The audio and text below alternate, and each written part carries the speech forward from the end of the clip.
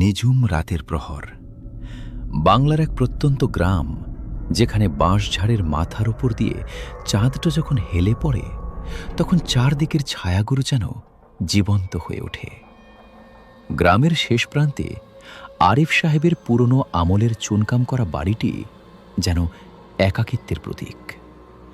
বাতাসের শোঁ শোঁ শব্দে জানলার কপাটগুলো এক অদ্ভুত সুরে কথা বলে। এই বাড়ির ভেতর আজ এক অদৃশ্য যুদ্ধের সূচনা হতে চলেছে।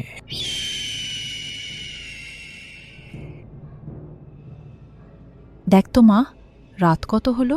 ঝিঁঝি পোকার ডাকগুলো কেমন কান্নার মতো শোনাচ্ছে না? তুই এই পুতুলটা বুকে নিয়ে শুয়ে পড়ো। তোর বাবা বলে মনে সাহসী সব।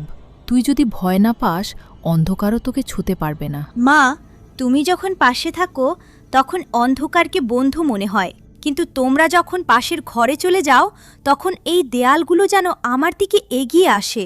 মনে হয় কেউ একজন পর্দার আড়ালে দাঁড়িয়ে আমার নিঃশ্বাস গুনছে। ওসব তোর মনের ভুল রে মা।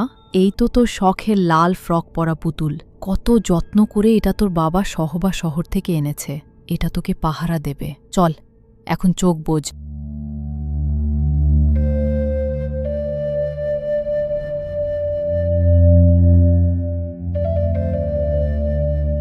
কিন্তু ভয় কি আর আদেশ মানে? যেই না রিমির চোখের পাতায় তন্দ্রার ছোঁয়া লাগল, অমনি ঘরের তাপমাত্রা হিমাঙ্কের নিচে নেমে গেল। জানলার পর্দাগুলো চাবুকের মতো আছড়ে পড়ল দেয়ালে। স্বপ্নের ঘোরে রিমি দেখতে পেল এক ধূসর কুয়াশাচ্ছন্ন জগৎ। সেখানে দাঁড়িয়ে আছে এক কিশোরী, যার পরনে শতছিন্ন একটি ফ্রক, আর চোখ দুটো যেন। তুই যে জিনিসটা জাপটে ধরে আছিস রিমি, ওটা তোর নয়। ওটার প্রতিটি সুতোয় আমার গায়ে ঘ্রাণ লেগে আছে।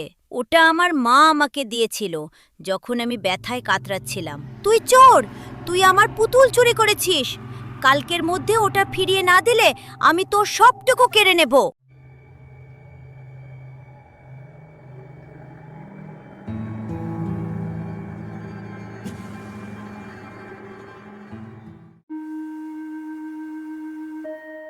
তুমি ওকে বেশি প্রশ্রয় দিচ্ছ সুমি।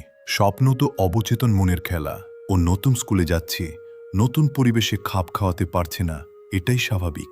না বাবা, ওটা শুধু স্বপ্ন ছিল না। ওই মেয়েটার হাতের নখগুলো আমি অনুভব করেছি। ও বলছিল পুতুলটা নাকি ওর। বাবা, তুমি কি সত্যি এটা আমার জন্য নতুন কিনেছ? হ্যাঁ, মানে এটা তো আমাদের ঘরেরই জিনিস। তুই এখন খেয়ে নে মা, আমি তোকে সাইকেলে করে স্কুলে নিয়ে যাব। দেখবি বাতাসের ঝাপটায় সব ভয়ের ভূত পালিয়ে যাবে।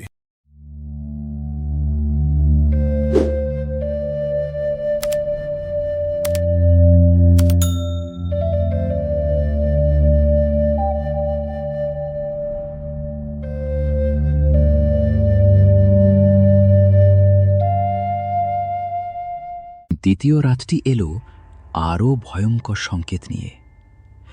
রাত বাড়ার সাথে সাথে বাড়ির চারদিকের কুকুরগুলো আর্তনাদ শুরু করল। আমি তোকে সাবধান করেছিলাম রিমি, তুই আমার প্রিয় জিনিসটা অপবিত্র করছিস। আমি ক্যান্সার নিয়ে যখন ধুকে ধুকে মরছিলাম, এই পুতুলটাই ছিল আমার একমাত্র সাথী। আর আজ তুই এটা নিয়ে সুখে আছিস। কালকে সূর্য তোর জন্য শেষ সূর্য হতে পারে।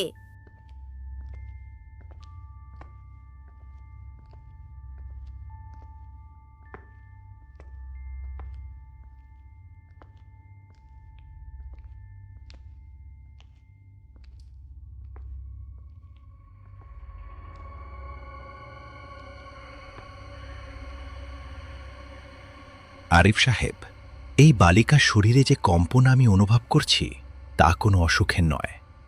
এ হল স্মৃতির অভিশাপ, মৃত মানুষের হাহাকার। পণ্ডিত মশাই, আমার প্রথম মেয়ে নূপুর যখন ক্যান্সারে আক্রান্ত হল, আমরা ইতিম হয়ে গেলাম। ওর তিল তিল করে শেষ হয়ে যাওয়া দেখাটা ছিল জাহান্নামের মতো। ও মারা যাওয়ার পর ঘরটা শ্মশান হয়ে গিয়েছিল। এক জ্যোতিষী বলেছিল, এতিমখানা থেকে কোনো সন্তান আনলে ঘরের শোক কাটবে। আমরা রিমিকে নিয়ে আসলাম, কিন্তু আমাদের মনে হলো নূপুরকে তো হারায়নি। তাই ওর সব কিছু, বই, খেলনা এমনকি ঘরটাও রিমিকে দিয়ে দিলাম। আমরা ভুলে গিয়েছিলাম যে নূপুর তার জিনিস কাউকে ভাগ দিতে চাইত না। পণ্ডিত মশাই, ও কি তবে এখনও এই পুতুলের ভেতর বেঁচে আছে? সে বেঁচে নেই, কিন্তু তার জেদ আর ভালোবাসা আটকে আছে। অবিলম্বে সেই পুতুল নূপুরের কবরে দিয়ে আসুন। মনে রাখবেন, মৃত মানুষের জিনিস নিয়ে টানাটানি করলে তার আত্মা ক্ষুব্ধ হয়।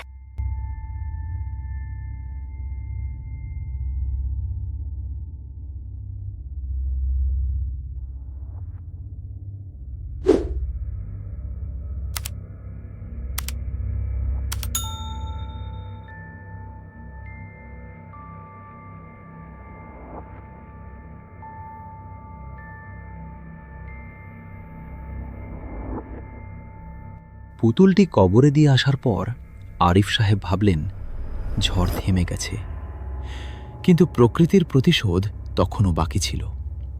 সেই রাতে রিমিকে অদৃশ্য কোনো শক্তি ঘর থেকে টেনে নিয়ে গেল।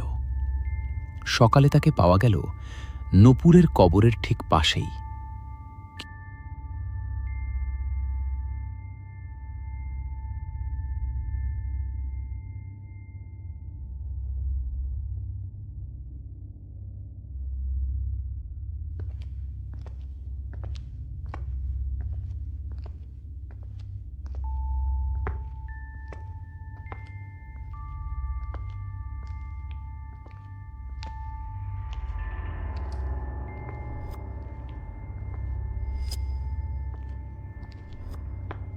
আমি তো ওর সব দিয়ে দিয়েছি, তবে কেন আমার এই নিষ্পাপ মেয়েটাকে ও রক্তাক্ত করল? ও কি শান্ত হবে না? শান্ত হবে, তবে আরও একটি বন্ধন ছিঁড়তে বাকি আছে। এমন কিছু কি আছে যা নূপুর আপনার থেকে চেয়ে নিয়েছিল? কোনো কথা, কোনো প্রতিশ্রুতি? নূপুর অসুস্থ অবস্থায় আমার সাইকেলের পেছনে বসে বাতাস খেতে চাইত। একদিনও বলেছিল, বাবা, আমি মরে গেলেও তুমি এই সাইকেলে আর কাউকে বসাবে না তো? আমি কথা দিয়েছিলাম, কিন্তু এখন তো রিমিকে প্রতিদিন ওই সাইকেলেই চড়াই। ও কি তবে ওই সাইকেলটাও চাচ্ছে? শেষ বিকেলের লাল আলো যখন নূপুরের কবরের ওপর পড়ল, আরিফ সাহেব তার পুরনো জং ধরা সাইকেলটি নিয়ে সেখানে হাজির হলেন। এটি কেবল একটি যন্ত্র নয়, এটি ছিল এক বাবার করা শেষ অঙ্গীকার।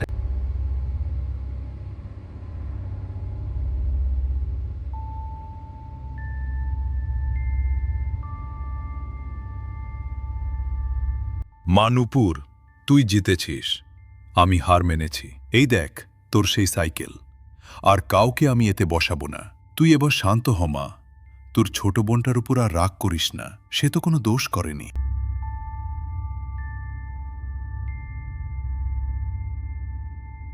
জানিস রিমি, আমি তোকে হিংসা করতাম, কারণ বাবা তোকে সেই সাইকেলে চড়াতো যা ছিল শুধু আমার। কিন্তু আজ বাবা আমাকে আমার সব পাওনা ফিরিয়ে দিয়েছে।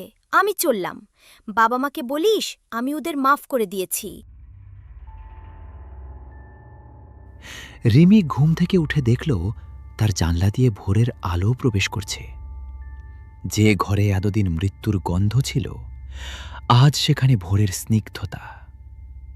ভালোবাসা যখন অধিকারের সীমা ছাড়িয়ে যায়, তখন বিসর্জনই হয় মুক্তির একমাত্র পথ।